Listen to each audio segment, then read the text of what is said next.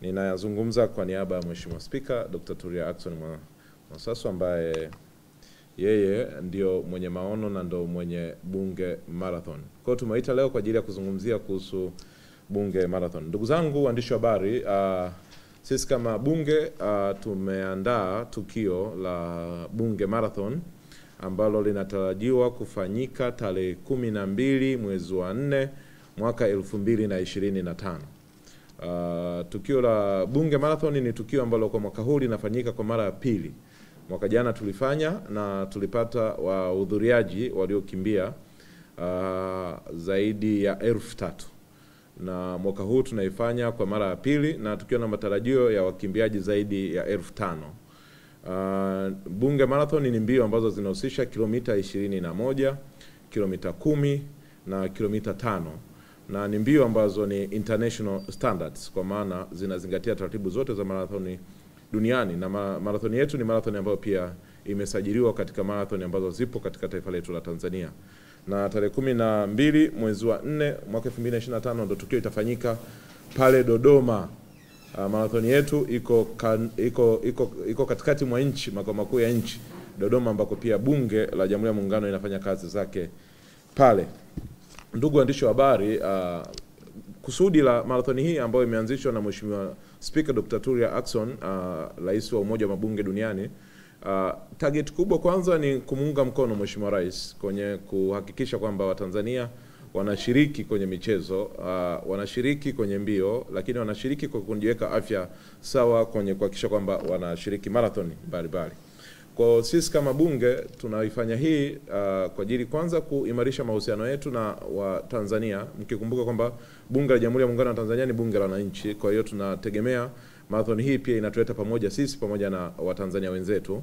Lakini marathon hii inahusisha Watanzania wote. Maana ukishasema Bunge Marathon watu wengine wanatafsiri kama ni inahusisha wabunge tu. Hapana. Watanzania wengine wote pale walipo ndani na nje ya Tanzania. Si tu wa Tanzania pia na wa mataifa mengine, kwa sababu mwaka jana pia tulikuwa na watu kutoka Kenya, kutoka Sudani na nchi zingine huwa wanashiriki. Kwa hiyo ni marathon ambayo inajumuisha watu wote. Na marathon yetu ni marathon ambayo pia imebeba agenda ya ujenzi wa shule ya Bunge Boys Secondary School. Fedha ambayo inapatikana kupitia marathon hii ni fedha ambayo pia tunaielekeza kwenye ujenzi wa sekondari ya wavulana pale Dodoma. Na mnafahamu kabisa Bunge letu lilijenga shule ya wasichana, Bunge Girls Secondary School. Lakini katika kuleta usawa na kubalance utoaji wa huduma na kumunga mkono Mheshimiwa Rais kwenye kuwekeza kwenye elimu, Rais wa Umoja wa Mabunge Duniani na Spika wa Bunge la Jamhuri ya Muungano wa Tanzania Dr. Tulia aliona ni vema kujenga pia shule ya wavulana. Manake tumeona kampeni kubwa ambayo tumewekeza kwa ajili ya mtoto wa kike, lakini pia tumeona sio vizuri kumwacha mtoto wa kiume nyuma, kuhakikisha kwamba tunajenga miundombinu ya shule ya wavulana pale Dodoma. Na taratibu zote zimeshakamilika na shughuli zinaendelea. Kwa hiyo fedha inayopatikana kwenye Bunge Marathon itakuwa imeelekezwa hapo kwa ajili ya ujenzi wa shule. Na wakimbiaji wote tunawatangazia kwamba Bunge Marathon utajisajili na kwa gharama shilingi 40,000 tu, na utaweza kupata kits za kukimbilia na huduma zingine mbalimbali ambazo zitapatikana pale uwanjani. Lakini naomba nitangaze kwamba kidogo hii ndio marathon ambayo ina zawadi ya papo kwa papo nzuri na inawafanya wakimbiaji pia waongeze ari ya kukimbia. Ukiangalia aina ya zawadi ambazo tunazo kwenye Bunge Marathon, kwa mkimbiaji wa kilomita 21, mshindi wa kwanza na atajichukulia cash siku hiyo itakuwa ni shilingi milioni 5. Na mshindi wa pili atachukua milioni 3 na mshindi wa tatu atachukua milioni 1.5. Lakini kwenye kilomita 10 mshindi atachukua milioni 2, mshindi wa kwanza, mshindi wa pili atachukua milioni 1.5 ambayo ni 1.5, na mshindi wa tatu atachukua milioni 1. Na kwa kilomita 5 ambazo tunaamini watu wengi watakuwepo sana kwa hizo mbio, ikiwemo pia waheshimiwa wabunge, mshindi wa kwanza utakuwa ni shilingi milioni 1.5 na mshindi wa pili itakuwa ni milioni 1 na mshindi wa tatu itakuwa ni shilingi 500,000. Na katika mbio hizi zote tuliona ni vema pia mshindi namba 4 hadi mshindi namba 10 kwenye hizi mbio asiondoke mikono mitupu, angalau apate shilingi 50,000 kila moja kwa ajili ya kifuta jasho. Kwa hiyo tunawakaribisha sana wakimbiaji wote kuhakikisha kwamba wanajisajili kwenye mfumo ambao uko tayari hewani kupitia mfumo wetu wa Bunge Marathon, na akiingia kwenye website yetu ya www.bunge ataingia pale, atakuta kuna issue ya marathon, anajisajili hapo na atapata nafasi ya kujisajili.